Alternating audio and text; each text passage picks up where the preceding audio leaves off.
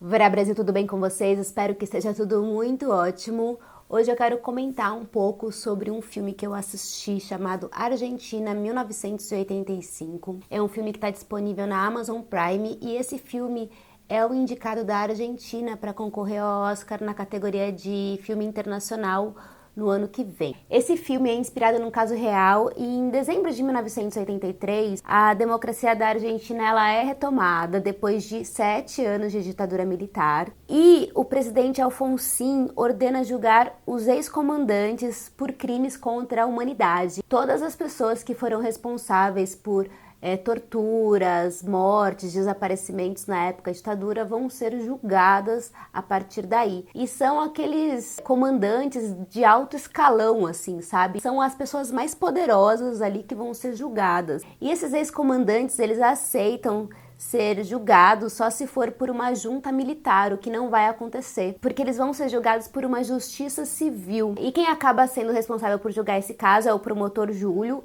um outro promotor que é o Luiz Moreno e vários jovens que acabam se juntando para conseguir provas para esse caso. Esse filme é dirigido pelo Santiago Mitre e tem como protagonista o Darín, que eu acho que é um dos atores que mais faz filme na Argentina, é essa a impressão que a gente tem, mas obviamente isso acaba sendo uma piada, mas o Darín, ele é fantástico mesmo, ele é um grande ator, mas todo o elenco do filme é sensacional. E eu dou destaque pro garotinho que faz o filho do Darín, que ele tem pouca participação em tela, mas os momentos em que ele participa é sensacional a interpretação desse garoto. E me chamou muita atenção porque é um garotinho mesmo, que deve ter uns 12 anos. E ele é muito expressivo, sabe? Eu gostei muito da figura dele, do personagem dele. Aliás, todos os personagens são muito bem desenvolvidos, eu gostei demais. Mas o que me fez vir até aqui conversar com vocês rapidamente sobre esse filme, não é porque ele é um bom filme, nem porque ele vai ser candidato ao Oscar no ano que vem. Possivelmente ele tem grandes chances de ganhar o Oscar com essa história. Mas é porque ele é de extrema importância para a gente pensar em questão de reparação histórica. E quando a gente pensa no cinema argentino, eu vejo que tem muito esse cunho político na raiz mesmo, na veia, sabe? O quanto que eles não deixam passar batido questões que são muito caras para a sociedade. Essa é uma grande diferença, eu acho, que da Argentina para o Brasil, porque quando a gente vê que um caso como esse é julgado e é transmitido para o país inteiro pelo rádio, toda a sociedade acaba se comprometendo com esse caso e começa a conhecer essas histórias da ditadura, a gente entende por que para eles isso é uma coisa que nunca deve ser escondida, nunca mais deve acontecer na história deles e não pode simplesmente falar, não vamos falar sobre isso, sabe? Nós temos que falar sobre isso para nunca mais acontecer. E isso diz muito sobre a sociedade da Argentina, sobre o povo argentino, que é o que falta aqui no nosso país. Eu sinto, a gente não viveu esse processo de reparação histórica em relação à ditadura. Muitas pessoas acreditam que não teve ditadura no Brasil, sabe? Muitas pessoas acreditam que foi uma revolução e nós temos atualmente, e ainda bem que isso está acabando, um presidente que exalta torturador na Câmara dos Deputados, né? Exaltou o ditador durante o impeachment da Dilma. Para muitas pessoas isso é um lugar comum. Tudo bem ter acontecido a ditadura ou não tudo bem, mas isso nem aconteceu, então existe uma falta de conhecimento das pessoas de uma forma geral, em relação a um fato histórico tão importante e tão criminoso quanto esse. E por isso que eu acho importante assistir esse filme, porque ele dá uma dimensão do quanto nós temos que ter conhecimento histórico, ir atrás do que foram os nossos antepassados, dessa linha do tempo que fez a gente chegar no que a gente chegou hoje, de ter eleito há 4 anos atrás um presidente que é a favor da tortura, sabe? Mais do que nunca, eu acho que é importante a gente olhar para a história, porque a gente não pode realmente pensar que isso pode acontecer novamente em qualquer lugar do mundo. É inadmissível, é inaceitável. E esse é um filme, aliás, que conta essa história de uma forma muito interessante. Eu gosto muito da montagem do filme, eu gosto muito do roteiro,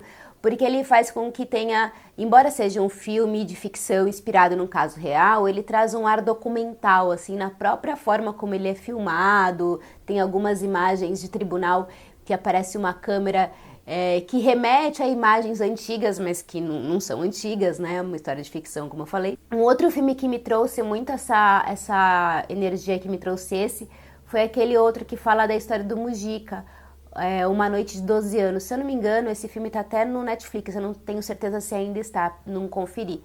Mas também traz muito viva essa questão histórica da ditadura militar. E é claro que nós temos aqui no Brasil documentários e filmes que falam sobre a nossa ditadura, mas isso ainda fica muito no campo da ficção. E é muito louco pensar que isso fica muito no campo da ficção para muita gente. Muita gente está com esse discurso de que isso nunca existiu, minha gente, que torturas não aconteceram, que pessoas não foram desaparecidas, que pessoas foram violentadas. Agora a gente está vendo, depois que aconteceu a eleição, o número de pessoas que estão indo para ruas, querendo atentar contra a democracia, golpes de pessoas nazistas que estão atentando contra a democracia. Eu vi um vídeo agora há pouco no Twitter, gente, de um pessoal em Joinville marchando com palavras de ordem, um grupo de pessoas nazistas. É isso que as pessoas estão defendendo atualmente, que elas querem que volte ao poder um regime que mata pessoas, que exclui pessoas, que faz com que a gente não tenha voz, que a gente não tenha liberdade de expressão, que é o que eles ficam falando com palavras de ordem, que eles querem liberdade. Liberdade pra quê? Se a gente pode fazer absolutamente tudo o que a gente quer fazer. Inclusive, a gente ainda vê eles se manifestando, né?